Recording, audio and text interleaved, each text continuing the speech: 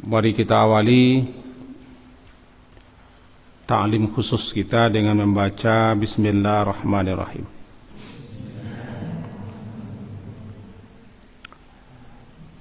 Alhamdulillah, segala puji untuk Allah.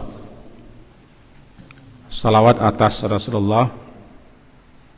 Allahumma salli ala Muhammad wa ala ali Muhammad. Melanjutkan ta'lim kita, pertemuan 15 hari yang lalu atau sekitar 3 minggu yang lalu lah. Ketika itu kita pelajari tentang begitu pentingnya kita mengawali setiap apapun yang akan kita lakukan dengan menyebut nama Allah. Apalagi sesuatu yang akan kita makan dan sesuatu yang akan kita minum. Karena setan berusaha terus dengan segala daya upaya untuk memberikan berbagai macam bisikan-bisikan, tipuan-tipuan, perdayaan-perdayaan kepada kita. Nah, termasuk ketika makan. Karena setan juga makan, dia juga minum, dia juga tidur sama dengan kita manusia.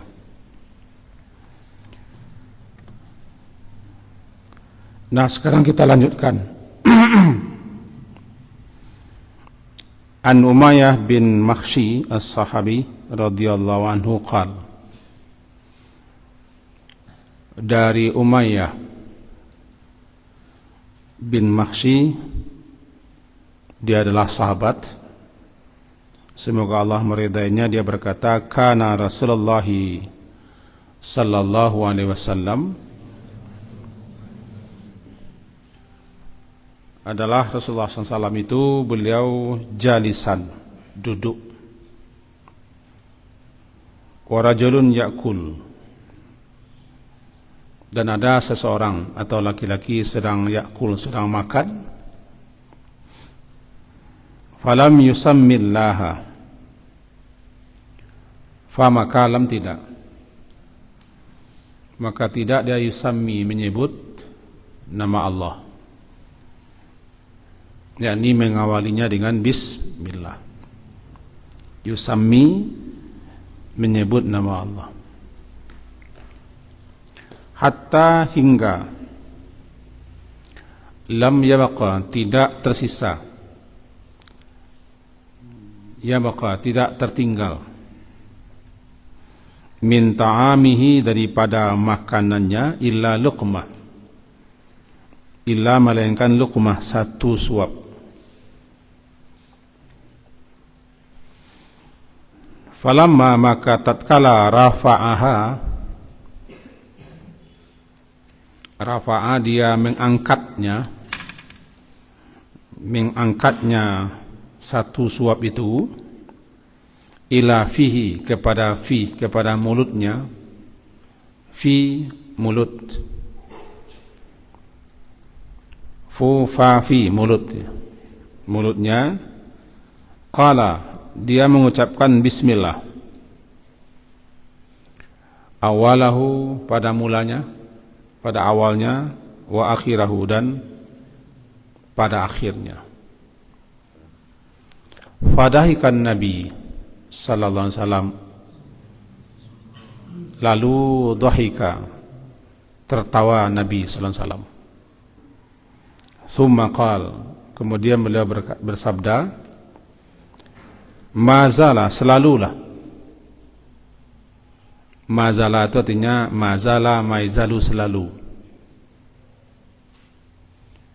selalu setan semenjak tadi, yakulu ma'ahu, makan, ma'ahu, besertanya atau bersamanya. Falamma, maka tatkala zakara asmallah, dia zakara, dia menyebut ismallah, nama Allah, istaqa'a, dia memuntahkan, Istaqa'a, setan itu memuntahkan. Ma fi batnihi, apa yang ada dalam batni perutnya. Rawahu Abu Daud. Hadis ini diriwayatkan oleh Imam Abu Daud dan juga diriwayatkan oleh Imam Nasai. Mari kita pelajari. Kita ingatkan lagi bahwa di samping bismillah itu yang kita baca setiap awal pekerjaan untuk menunjukkan bahwa segala perbuatan kita adalah kita alamatkan, kita tujukan kepada Allah. Karena memang kita ini hamba Allah, makhluk ciptaan Allah, yang mestinya apapun yang kita perbuat, kita kerjakan, kita lakukan aktivitas apapun harus dalam rangka pengabdian kita kepada Allah, ubudiah kita kepada Allah. Berarti semuanya harus kita persembahkan kepada Allah. Itulah gunanya bismillah, mengingatkan kita, ini pekerjaan, ini perbuatan, ini aktivitas, ini yang kita lakukan ya untuk itu. Untuk kita persembahkan kepada Allah, pengabdian kita kepada Allah dengan harapan Allah reda dan membalasinya. Di samping itu juga berfungsi bismillah itu tameng, perisai, penghambat, penghalang, pencegah, agar setan jangan ikut serta dengan semua aktivitas kita, semua yang kita lakukan. Berarti ketika kita membaca bismillah, ketika itu kita sudah memasang suatu perisai, suatu tameng, sehingga setan tidak bisa masuk, setan tidak bisa ikut. Bagaimanapun dia ikut, tidak bisa ikut, karena kita sudah menamenginya dengan menyebut nama Allah. Nah, ketika makan dan ketika minum, apabila seseorang tidak menyebut nama Allah, maka setan ikut serta makan dengan dia, ikut serta minum dengan dia. Apakah setan itu makan? Iya. Yang tidak makan hanyalah satu, Allah. Semua makhluk butuh makan. Yang berbeda makanannya dan apa yang dimakannya. Setan itu kan jin makan. Apa yang dimakan jin? Ada kadang-kadang yang dimakan oleh manusia aromanya, baunya. Kalau setan-setan, jin-jin jahat, makanannya kotoran, tulang-tulang yang tidak disembelih atas nama Allah. Di mana saja tulang-tulang yang ketika tulang itu masih hidup, hewannya, ternaknya tidak disembelih atas nama Allah, maka itu jatahnya setan. Begitu juga kotoran-kotoran dan darah. Apa yang dimakannya, kata sebagian ulama berpendapat aromanya, baunya. Jadi setan suka aroma yang busuk-busuk, yang bau. Makanya dia suka tinggal di tempat-tempat kotor, di WC, tempat pembuangan sampah, di got-got, di semak-semak belukar, di tempat-tempat pengap, tempat-tempat di mana bau busuk menyengat. Makanya orang-orang ilmu hitam itu dia suka yang busuk-busuk, mandi-mandi.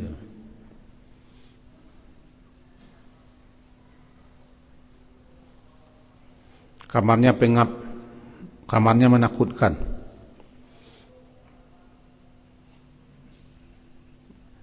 Kalau ada apa-apanya selalu menyembelih, namanya mendarahi.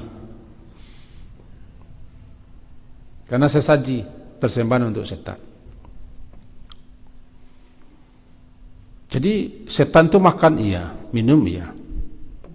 tidur ya juga, kawin ya juga, bertempat tinggal ya. Dan masing-masing kita ada setan atau jin yang menepi, namanya qarin. Nah, ketika kita makan tidak baca bismillah, ikut dia makan, ikut dia minum.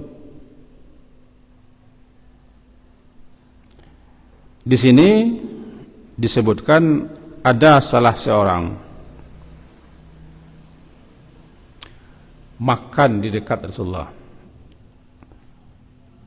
Sewaktu Rasulullah duduk, biasa beliau duduk bersama-sama sahabat.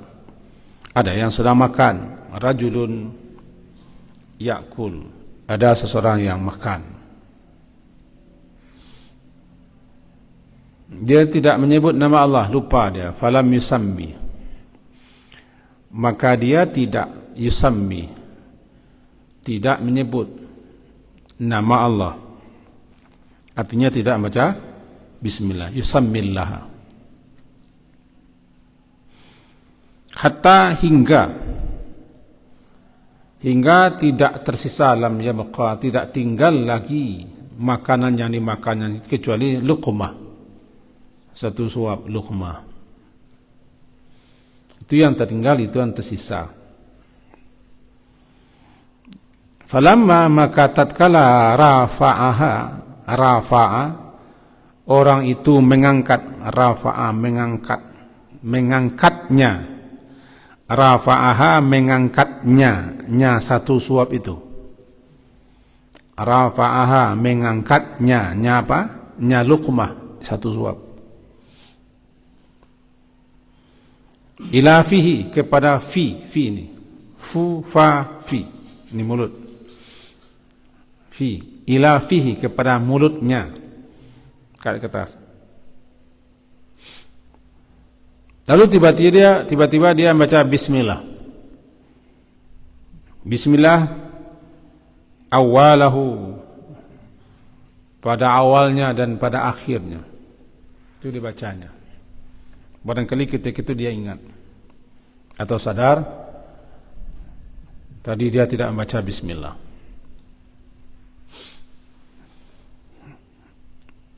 Melihat itu Rasulullah tertawa. Cuman tertawa Rasulullah tidak sama dengan kita tertawa. Tertawa Rasulullah tidak terpingkal-pingkal dan tidak terbahak-bahak.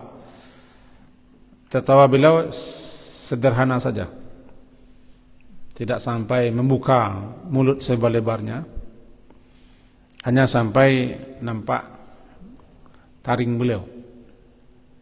Dan tidak ada yang seindah tertawanya Rasulullah itu. Itu tertawa beliau bukan takahkah, terkekeh-kekeh. Itu tertawanya setan, terpingkal-pingkal. Kadang-kadang diajan-ajan, dibuat-buat, dibikin-bikin, itu sudah setan yang masuk dia ke mulut kita. Jadi kalau antum tertawa biasa-biasa saja, supaya jangan setan masuk. Setan suka masuk ke rongga-rongga, ke liang-liang. Makanya ketika kita menguap itu ada setan. Makanya kita disuruh ketika menguap nutup mulut. Katupkan dua bibir.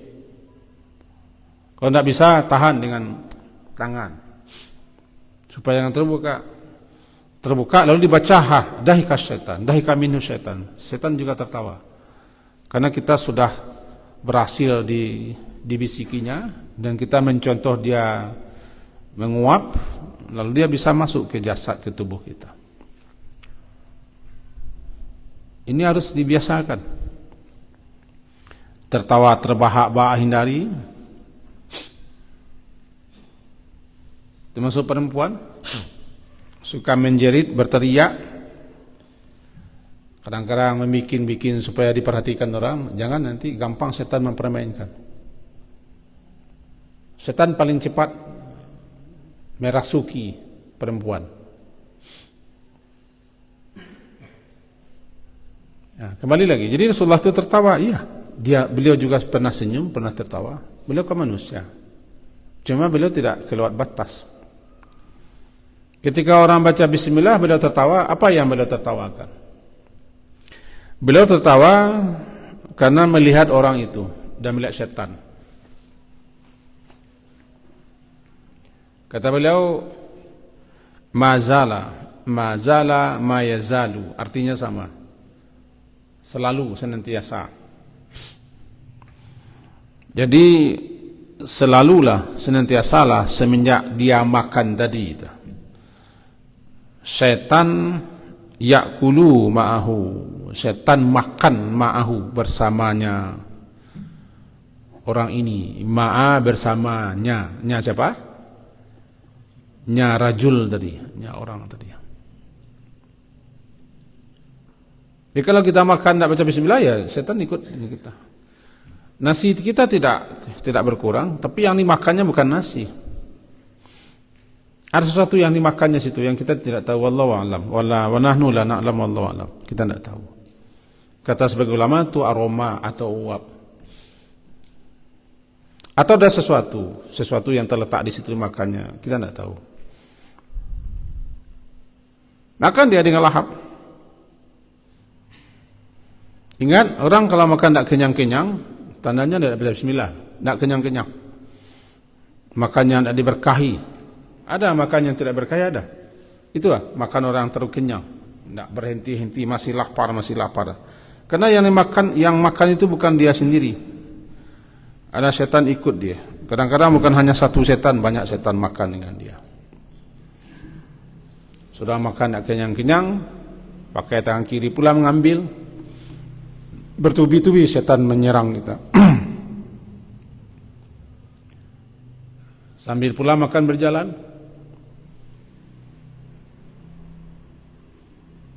Ini disebutkan setan makan bersama dia. Falamma dzakara ismallah, falamma maka tatkala zakara, dia menyebut, dia orang itu, dia menyebut nama Allah dengan baca ismallah, zakara ismallah, dia menyebut nama Allah. Apa yang beliau sebut? Yang disebutnya bismillah awal wa akhirahu. Kata Rasulullah, istaqa'a ma fi batni. Setan itu memuntahkan, istaqa'a, qai muntah, qai. Memuntahkan istiqa'. Jadi setan memuntahkan apa yang di perutnya tadi dimakannya. Kenapa begitu? Kita lihat penjelasan ulama.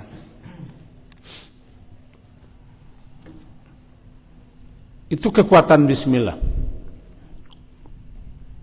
Pengaruh bismillah. Seakan-akan kita bikin suatu ilustrasi gambaran. Apabila kita makan, lalu kita makan pula sesuatu yang membuat perut kita mual.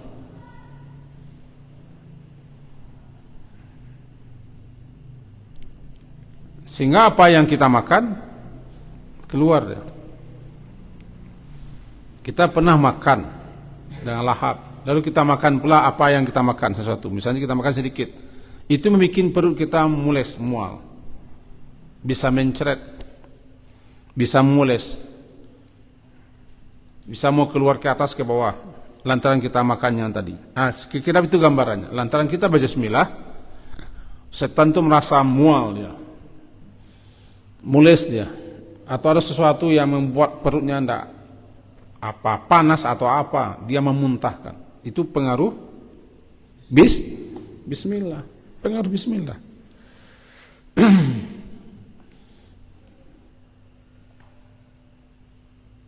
Meskipun sesuap tinggal, bacalah bismillah. Makanya ada makan kemarin kita pelajari, ambillah dengan tangan kanan, makan yang di dekat kita. Jangan makan itu tamak. Makan itu tidak banyak, yang penting berkah.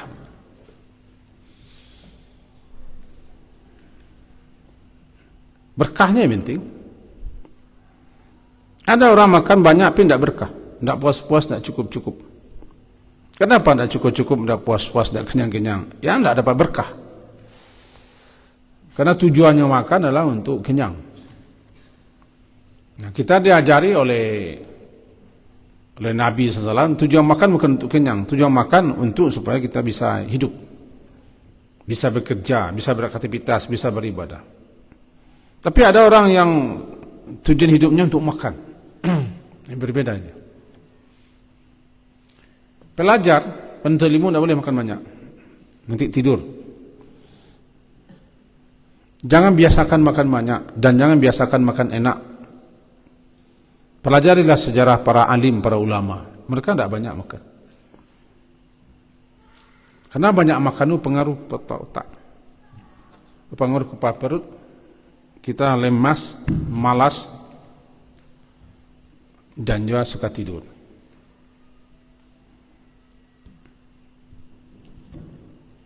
Akibat makan banyak. Kalau antum betul-betul pelajar, penuntut ilmu, jangan banyak makan.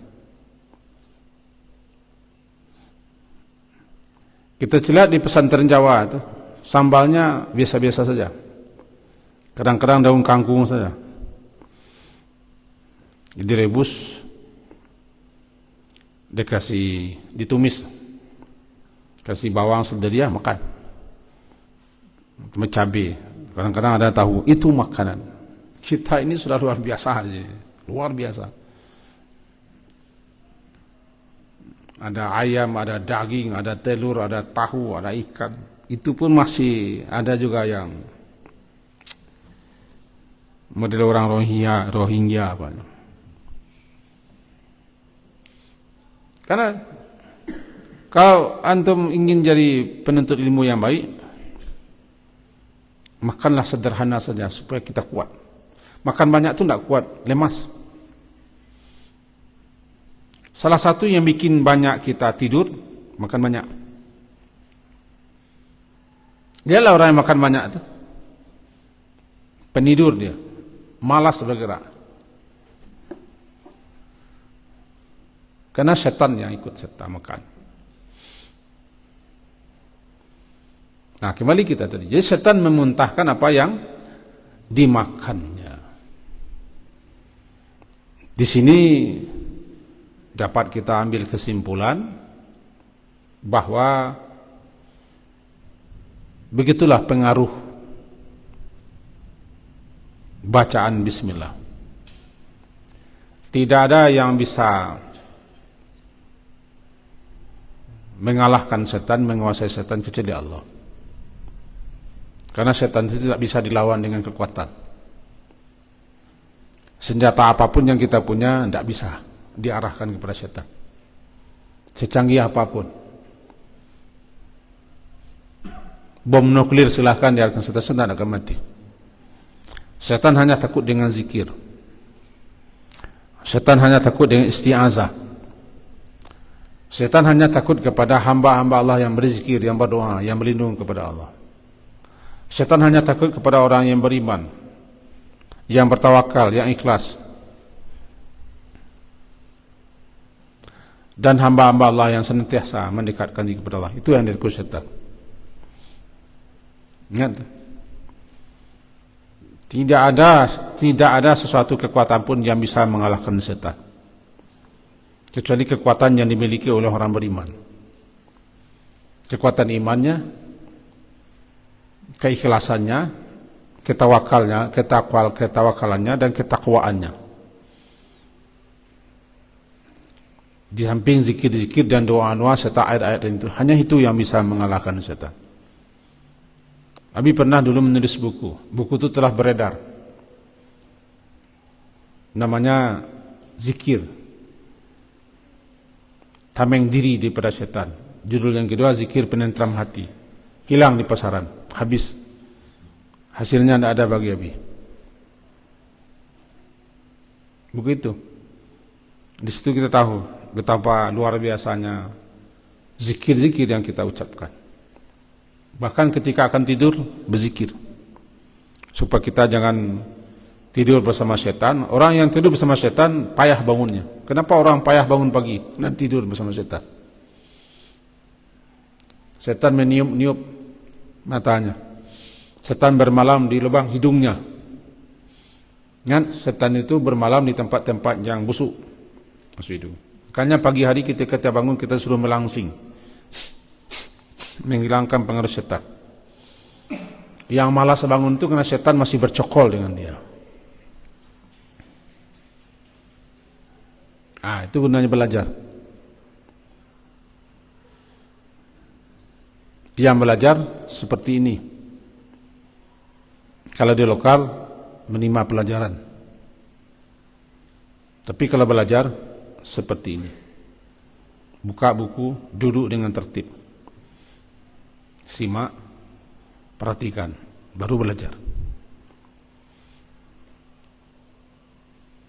Itu yang nyantri. Fahim tum? Ini ada anak kelas 11 putri yang menghasut adik-adiknya supaya jangan sekolah di sini. Berarti antum menghasut orang supaya jangan berilmu. Kelas 12 putri menghasut adik-adik kelas 9 jangan sekolah di sini melanjutkan. Bla bla bla bla, bleng bleng bleng gitu. Berarti antum bukan setan antum, tapi mirip setan itu. Masa dia hasut orang untuk jangan sekolah di sini? Apakah antum sudah lebih baik daripada adik-adiknya? Nah, kalau kita akan pergi, tinggalkan kesan yang baik, seperti lebah. Jangan seperti kumbang ciri. Tahu kumbang? Ditinggalkannya rumah orang berlubang-lubang. Lubang-lubang. Di kampung Abi pernah suatu masjid runtuh, para-paranya terbang, habis dilobangi oleh kumbang-kumbang. Itu kumbang namanya. Seperti lebah lah, hinggap tidak merusak. Makanannya yang manis-manis, yang bagus-bagus, yang terpilih. Kalau dia terbang, pergi meninggalkan madu. Al-mu'min kan nahal, orang mukmin itu seperti lebah. Tapi kalau antum menghasut adik-adik antum itu tidak lebah namanya. Halo Putri, ada dengar tuh? Nah, kembali kita ke sini lagi. Pentingnya belajar. Pentingnya berilmu. Ingat, ilmu itu diperoleh tidak dengan membaca. Ilmu diperoleh dengan berguru. Dengan menyimak, duduk di hadapan guru, beradab, baru berilmu kita.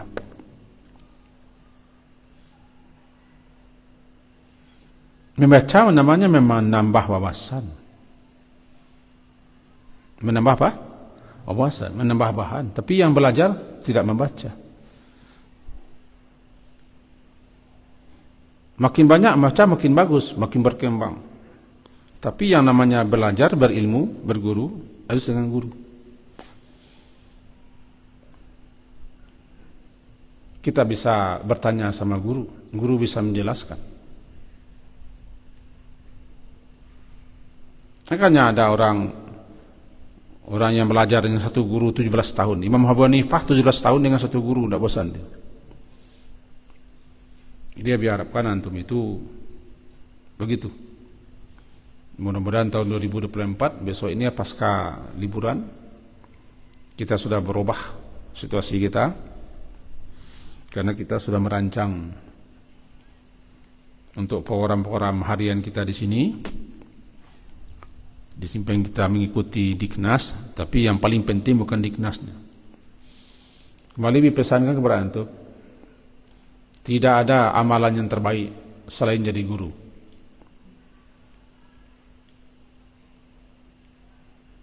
Karena guru paling banyak manfaatnya, paling berguna bagi orang banyak guru. Jangan berhenti mengajar. Kapan saja mengajarlah. Kadang-kadang ada sesuatu yang bisa diambil orang daripada apa yang kita ajarkan, diamalkannya, kita mendapat ganjaran terus sampai mati, sampai kita sudah ribuan tahun mati pun Imam Nawawi ini kan menulis kitab berapa dibaca, disyarahkan oleh ulama. Syarahan yang terbanyak namanya kitab Al-Kunuz, disusun oleh himpunan ulama. Kalau tidak salah mencapai 22 jilid. Kalau tidak salah ingat, di rumah ada.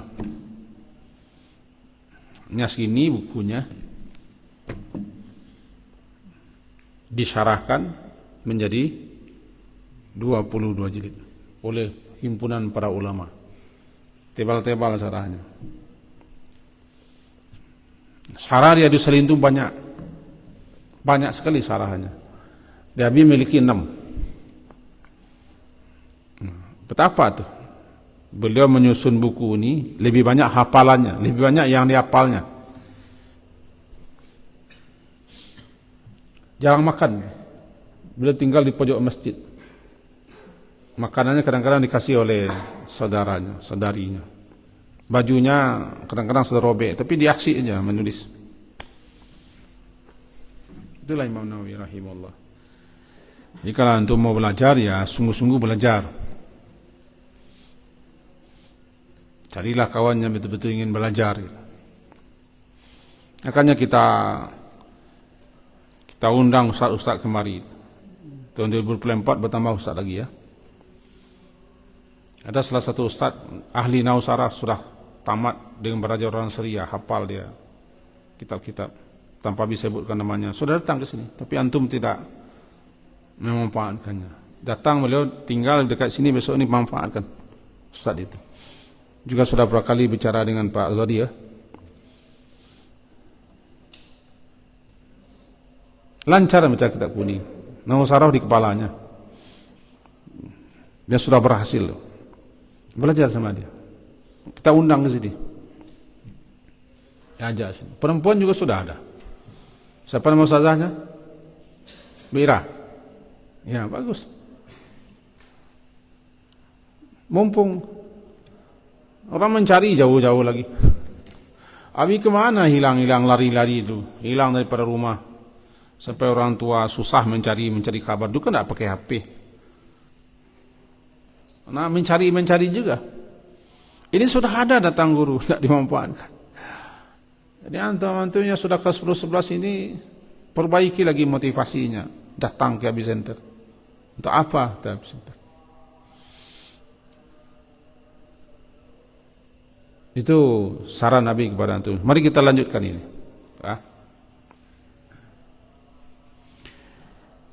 Hadis nomor 733 an Aisyah radhiyallahu anha qalat. Dari Aisyah, semoga Allah meridainya, qalat, dia berkata, Aisyah istri Nabi, kana Rasulullah sallallahu alaihi wasallam ya'kulu ta'aman. Ya'kulu beliau makan ta'aman, suatu ta'aman, makanan,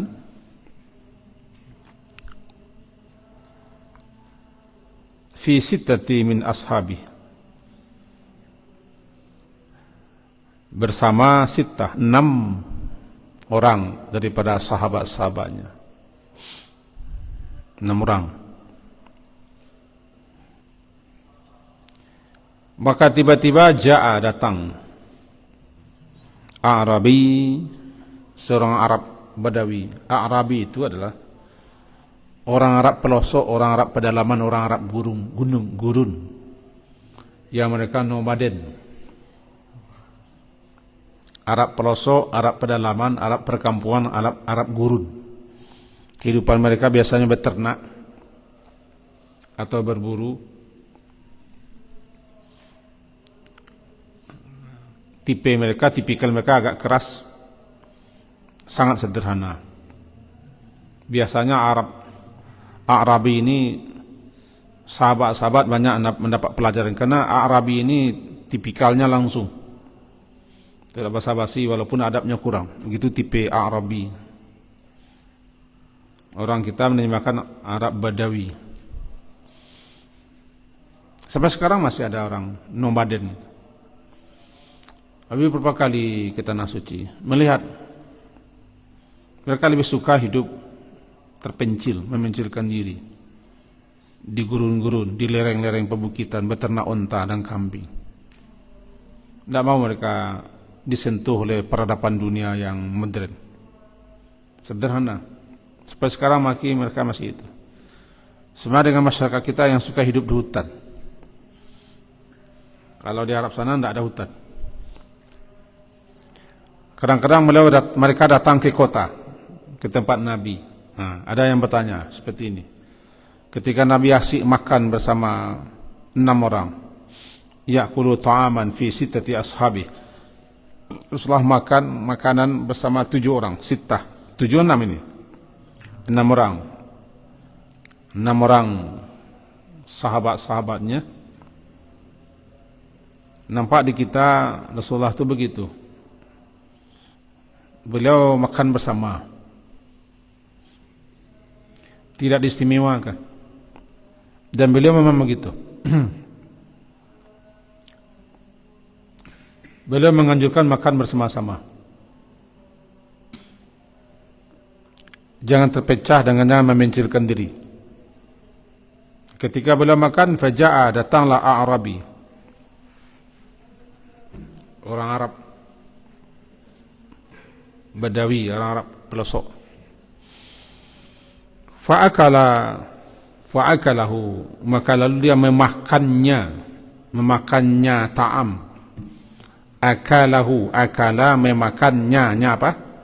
Nya ta'am. Kembalikan ke situ. Itu pentingnya nahwu saraf.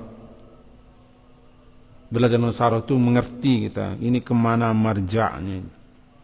Ini sigatnya apa, kedudukannya apa. Bagi orang yang ingin memahami kitab-kitab ini, tidak bisa tidak, dia harus mempelajari ini. Contoh, kemarin Abi dapat kiriman daripada salah seorang teman lama.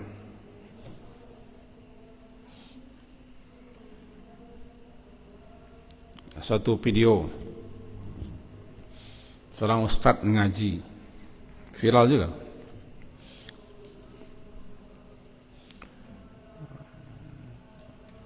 Dia menerjemahkan Al-Qari'ah itu si pembaca perempuan. Abi langsung dapat kiriman dari teman yang dia tamat di Al-Azhar. Karena dia membaca teks. Kalau dalam bahasa Indonesia kan Qari'ah itu sama saja, yang Qari'ah dengan Qari'ah sama.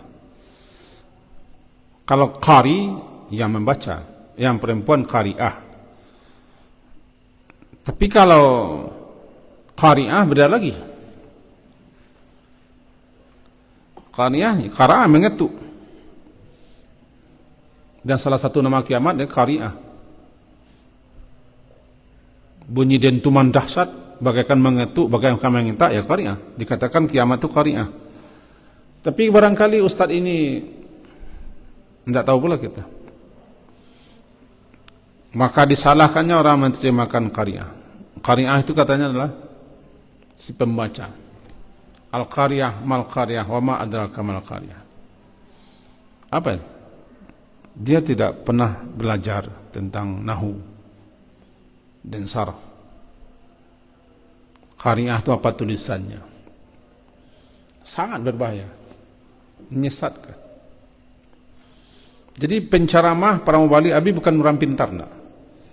Tapi sikit-sikit tahulah daripada antum. Penceramah, juru dakwah, tabligh, kalau dia tidak ada dasar sama sekali bahasa Arab dan tata bahasa Arab, sangat-sangat berbahaya. Dia hanya mengandalkan membaca buku-buku berbahasa Indonesia. Terjemah hadis misalnya, dibacanya terjemah tafsir misalnya, dan tidak pernah tahu asli. Kadang-kadang terjemahan itu berkali-kali kita tertipu, terkecoh. Karena terjemah itu menerjemah secara global kadang-kadang. Abi membanding-banding terjemah. Abi suka juga dulu membeli buku terjemah dan membeli buku aslinya, membanding-banding. Ada yang tidak diterjemahkan. Nah, kalau orang baca terjemah bagaimana? Tidak dirujuknya yang aslinya. Abi ada terjemah Riyadhus Shalihin ini 2 buah. 1, 2, 3 buah. Karena ingin membanding, ketiga-tiganya berbeda terjemahannya. Kita lihat yang aslinya. Kita lihat nanti syarahannya aslinya apa maksud berbeda. Atau pentingnya mengetahui bahasa. Nah, kembali kita ke sini. Penting mengetahui kemana marja' namanya. Tempat kembali dhamir itu. Fa'akalahu itu kan? Maka dia lalu memakannya. Nya apa itu? Nya apa? Nya ta'am lah. Nya makanan. Kan nya saja kan? Nya. Apa nya? Biluqmataini, dengan 2 suap saja. Luqmah dengan 2 suap sekaligus lalu, seperti makan orang India. Sebesar ini ya, lalu ke mulutnya nih. Sekarang coba lihat makan ala orang India, jangan lihat. Habis nasi 1 piring, habis 2 suap. Biluqmatain, 2 tekong selesai maksud. Itu tipikal Arabi. Sekarang lagi viral-viralnya orang-orang yang suka makan-makan seperti itu diposting. Mencari apa? Mencari masukan, mesti masukan. Faqala Rasulullah, melihat itu bersabda Rasulullah sallallahu alaihi wasallam, ama, ketahuilah. Ama itu bisa maknanya ketahuilah, tanbih. Ketahuilah innahu, sesungguhnya siapa? Nya orang ini, Arabi ini, jikalau sama dia menyebut nama Allah. Sama menyebut nama Allah, baca bismillah, lakafakum. Lakafa, sungguh. La itu kan sungguh. Kafa, mencukupi. Kum, kamu. Sungguh jika dia menyebut nama Allah tadi, cukup bagi kamu. Benar-benar cukup untuk kamu. Tidak perlu kalian lagi makan. Cukup. Ini 2 kali lalu. Kenapa yang mendorongnya? Dia tidak menyebut nama Allah, lalu setan ikut makan.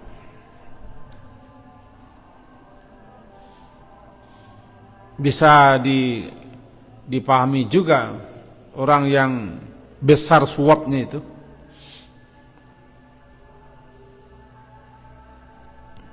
Bisa jadi pengaruh bisikan setan.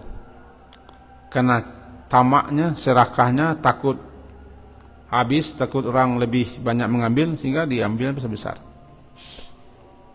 Tahu si mangki tahu?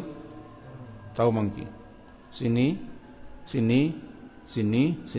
mangki. Mangki terkenal dengan tamaknya.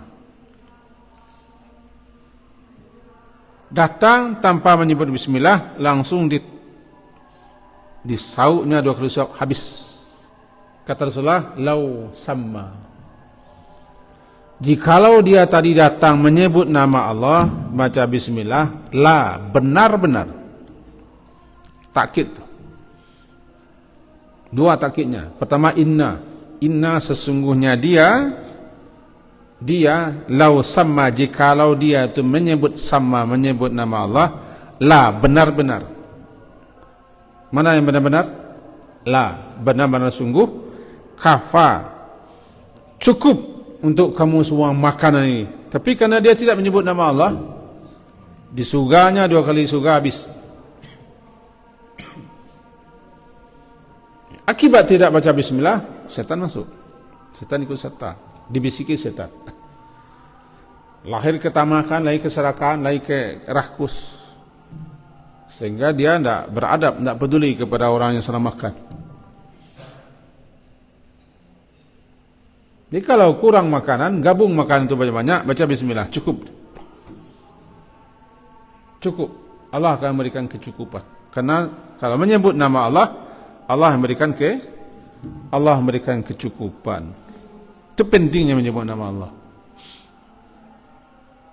Makan banyak, makan bersama-sama itu untuk satu orang bisa untuk dua orang bisa untuk empat bisa untuk 8. Itu berkahnya. Kalau sedikit nasi gabung baca bismillah, dapat berkah, mencukupi. Kan ada sahabat-sahabat Nabi yang makan berpencar-pencar. Nanti akan ketemu hadisnya, makan berpencar-pencar, lalu mereka mengadu kepada Nabi. Tidak kenyang, tidak cukup. Kalian makan berpencar-pencar, kata Nabi. Makanlah bersama-sama, bergabung. Makan bersama-sama, pakai gabung, sama-sama makan. Bacalah bismillah, mencukupi. Tapi kalau makan berpencar-pencar, orang yang suka berpencar sendiri-sendiri itu teman setan. Setan suka orang berpencar. Innama ya'kulu dhi'bu. Serigala itu hanya akan memakan al-ghanam al-qasiyah, kambing yang suka memencilkan diri. Jadi kalau kita berpencar-pencar, makan pun berpencar-pencar, setan menguasai kita. Bergabunglah. Ini pentingnya apa? Menyebut nama Allah. Kalau lupa, ingatkan orang. Ingatkan, sudah baca bismillah, sudah, silakan makan. Makan yang di pinggir-pinggir. Jangan menyuap yang banyak-banyak. Berdoalah kepada Allah agar Allah memberikan kecukupan gitu. Ini di asrama punya adiknya dimakannya semuanya. Ini yang besar-besar ini ya. Mengerupat orang, mengutuk orang. Kita makan jatah orang lain. Halal, Pak? Hah? Andaikan tidak haram, paling tidak kita hak orang kita makan. Orang yang alim itu, si talib itu, biarlah dia nak makan daripada mengambil jatah. Adik-adiknya penat membawa, diambil. Orang yang penuh adab, biarlah nak makan dia. Biarlah ditahan nak makan. Daripada mengambil jatah orang lain. Jangan suka perintah-perintah. Jangan ajar diri untuk memerintah. Siapa kita? Jangan biasakan menyuruh adik-adiknya, jangan. Kita paham perintah-perintah. Siapa kita memerintah nyuruh-nyuruh? Itu gaya orang sombong. Gaya penguasa itu. Latih diri untuk menjadi orang yang zuhud, yang qanaah, yang rendah hati, tawadhu. Tidak meninggi, tidak angkara murka, tidak sombong, tidak sewenang-wenang dan tidak semena-mena. Termasuk makan. Mana bisa masuk kotak? Jatah sambal teman atau adiknya atau yang lebih kecil daripadanya makannya. Menghafal hadis, menghafal Quran, menghafal zikir tidak dapat. Apa dah bakat zikir? Yang masuk perutnya tak beres. Untung tak muntah itu. Muntah dia. Nyumpah orang pada kita, muntah kita keluar. Jatah kita diambil orang, kita lapar bagaimana? Nah, rasakan juga pada punya orang kita ambil. Dia nyumpah lah mentinya. Makan itu akan jadi daging, akan jadi darah, akan jadi tulang, menjadi saraf, masuk ke jantung, ke hati, masuk ke otak. Makanan sudah bercampur dengan sumpah serapah, dengan ngomel. Ada paham itu? Ada paham? Jadi kalau antum betul-betul akan menjadi orang alim, makanan juga harus dipelihara, dijaga. Adabnya juga harus dipelihara. Ada. Makanya kemarin, Sabtu kemarin yang kita pelajari tentang ilmu. Kita lengkapi pelajaran kita. Kenapa pentingnya ilmu menjadi orang alim? Nah, syarat untuk menjadi orang alim gitu. Allah mengangkat tinggi derajat orang alim. Malaikat salut orang alim. Orang alim lebih utama daripada ahli ibadah. Itu kemarin ya. Jadi orang alim. Alim yang menjadi muallim. Orang alim yang mengajar. Kembali dipesankan kalian jadi orang alim. Belajar terus. Dan setelah itu mengajar. Dan jangan jadikan mengajar itu menjadi objek pencarian.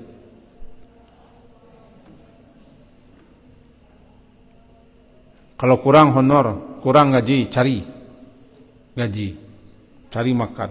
Tapi mengajar tidak boleh berhenti. Gitu mestinya. Supaya betul-betul murni niat kita mengajar. Supaya dapat faedah manfaatnya dan berkahnya ilmu itu. Sebarkan. Ilman 'allamahu wa nasyarahu, ilmu yang diajarkannya yang disebarluaskannya. Ini ta'lim kita malam hari ini. Ada sekian kesimpulan yang merasa kesimpulan sudah dapat di antum semua, kesimpulan-kesimpulan.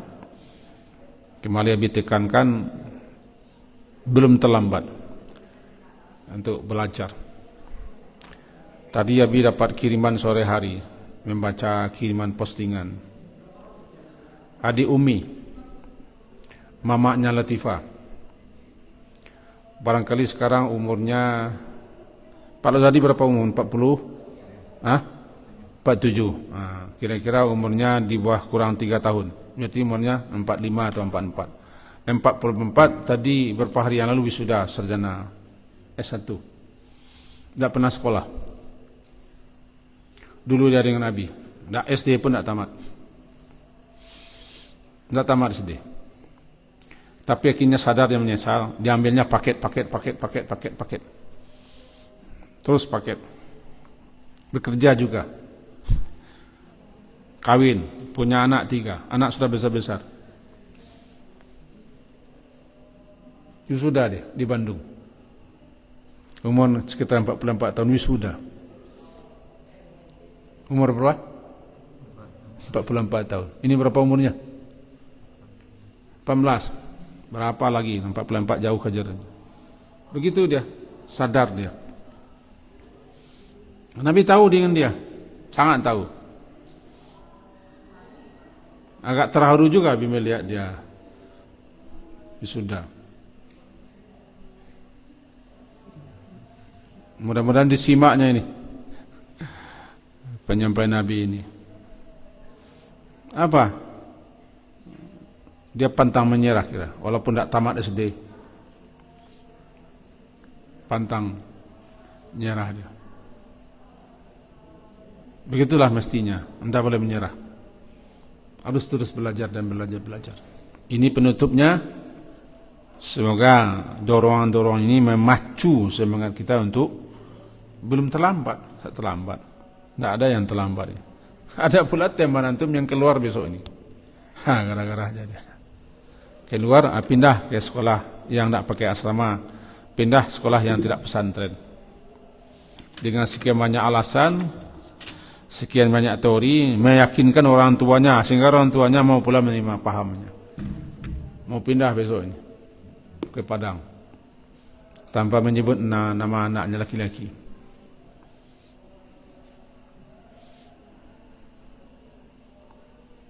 Nanti nyesal ya.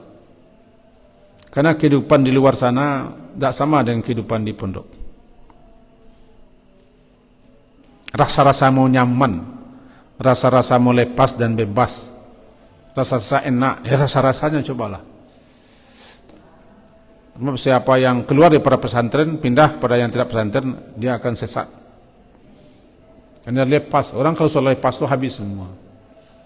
Teman ini kelas 9 ada putri-putri yang kemarin pergi ke hoki ya. Kenapa nyambung dia bisa enter nanti? Kenapa tidak di luar saja? Jawabannya simpel aja. Tiba di luar sana tidak tahu kami apa yang akan kami kerjakan. Di luar sana nyambung kami sekolah yang lain lah. Bingung kami mau apa, dengan siapa. bergaul, berteman. Lalu bagaimana di luar sana, bingung. Akhirnya di sini saja katanya. Simpel saja alasannya. Ya begitu Pak Cok alasannya. Nah, ini ada yang mahasungnya keluar ini. Jangan tukang hasut. Ya, kelas 11. Ya, tukang hasut. Putri-putri. Menghasut itu berbahaya itu. Nanti di penjara 7 tahun. Nah, sudah. Sekian, mari kita akhiri dengan doa kepada majelis. Asyhadu an la ilaha illa anta astaghfiruka wa atubu ilaik. Wassallallahu ala Muhammadin wa ala alihi washabihi ajmain. Alhamdulillah. Assalamualaikum warahmatullahi wabarakatuh.